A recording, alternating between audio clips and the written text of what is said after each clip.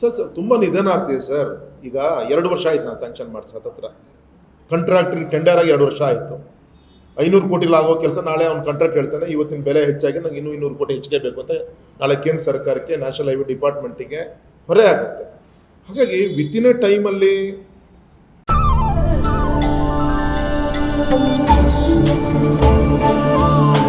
Mysuru sandal ಸಾಬೂನು ಪ್ರಕೃತಿಯಷ್ಟೇ ತಾಜಾ ಮತ್ತು ಪರಿಶುದ್ಧ. ಏನು ಸ್ವಲ್ಪ ಪರಿಸರ ಕಾಡು ಹಾಳಾಗ್ತಾ ಇದೆ. ಈಗ 2 ಲೈನ್ ಇರೋದು 4 ಲೈನ್ ಮಾಡ್ತಿದ್ದಾರೆ. ಎಷ್ಟೋ 50 ಹೆಕ್ಟೇರ್ಸ್ ಲ್ಯಾಂಡು ಫಾರೆಸ್ಟ್ ಲ್ಯಾಂಡ್ ಹೋಗ್ತಾ ಇದೆ. ಅದಕ್ಕೆ ಆಲ್ಟರ್ನೇಟಿವ್ ಲ್ಯಾಂಡನ್ನು ಕೊಡಬೇಕಾಗತ್ತೆ. ಈ ಕೊಡುವಂಥ ಪ್ರಕ್ರಿಯೆ ತುಂಬ ನಿಧಾನ ಮಾಡ್ತಾ ಇದ್ದಾರೆ. ನಾನೇ ತೋರಿಸೋಂಥ ಜಾಗ ತೋರಿಸಿದರೆ ಅಲ್ಲಿಯ ರಾಜಕಾರಣಿ ನಮ್ಮ ತಾಲೂಕಲ್ಲಿ ನಾವು ಭೂಮಿ ಕೊಡಲ್ಲ ಅಂತ ಹೇಳ್ತಾರೆ. ಆದರೂ ದೇವ್ರ ದಯೆಯಿಂದ ಆ ನಮ್ಮ ಸಾಗರ ರೋಡಿಗೆ ಸಂಬಂಧಪಟ್ಟಂಗೆ ಮತ್ತು cable car Kodachadri Kollur cable car ಇವೆರಡಿಗೂ ಕೂಡ ಲ್ಯಾಂಡನ್ನು ಕೊಟ್ಟು ಸದ್ದಿಲ್ದಂಗೆ ಕೇಂದ್ರಕ್ಕೆ ಮುಟ್ಸೋಕ್ಕೆ ಏನು ಮಾಡಬೇಕು ಆ ಕೆಲಸ 1 ತಿಂಗಳಾಯ್ತು ಮಾಡೋ ಕೆಲಸ ಆಗಿದೆ. ಹೀಗಾಗಿ ಎರಡೂ ಯೋಜನೆ ಜಾರಿ ತರಲಿಕ್ಕೆ ಏನು ಬೇಕು ವರ್ಕ್ ಶುರು ಮಾಡಲಿಕ್ಕೆ ಏನಾಗಬೇಕು ಆದಷ್ಟು ಬೇಗ ಶುರುವಾಗುತ್ತೆ. ಮತ್ತು ವಿಶೇಷವಾಗಿ ನಮ್ಮ ಹೊಸನಗರ ಹತ್ರ ಬೆಕ್ಕೋಡಿ ಸೇತುವೆ ಎದ್ದಾಯಿತು. ಒಂದೇ ವರ್ಷದಲ್ಲಿ ಸೇತುವೆನ ಕಟ್ಟಾಯಿತು. ಈಗ ಅಪ್ರೋಚ್ ಮಾಡಲಿಕ್ಕೆ ಬೆಕ್ಕೋಡಿ ಅಂಡ್ ಸುತ್ತ ಬ್ರಿಡ್ಜು, ಒಂದು ಬ್ರಿಡ್ಜು ಸುಮಾರು 1.5 ಕಿಲೋಮೀಟರ್, ಇನ್ನೊಂದು ಬ್ರಿಡ್ಜು 3/4 ಕಿಲೋಮೀಟರ್ ಬ್ರಿಡ್ಜು.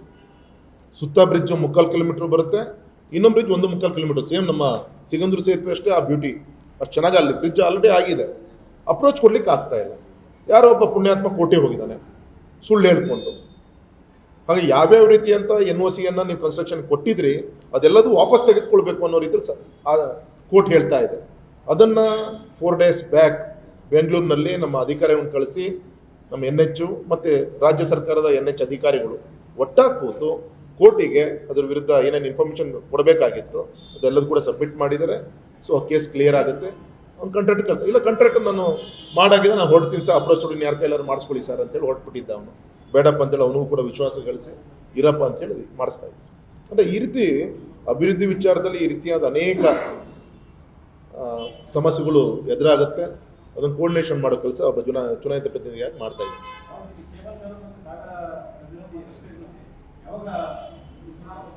ಆಯ್ತು ಸರ್, ದೊಡ್ಡ ಸಮಸ್ಯೆ ಇದ್ದಿದ್ದು ಕೇಬಲ್ ಕಾರ್ ಸುಮಾರು ಫಾರೆಸ್ಟ್ ಲ್ಯಾಂಡ್ ಹೋಗುತ್ತೆ. ಆ ಮಧ್ಯ ಟೋಟಲ್ ಏನು ಕೇಬಲ್ ಹೋಗುತ್ತೆ ಅಷ್ಟಕ್ಕೆ ಆಲ್ಟರ್ನೇಟಿವ್ ನಾವು ರೆವಿನ್ಯೂ ಲ್ಯಾಂಡ್ ಕೊಡಬೇಕಾಗಿತ್ತು.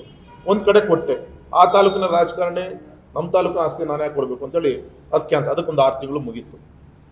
ಮತ್ತು ದೇವ್ರದಿಂದ ಎಲ್ಲ ಒಂದು ಕಡೆ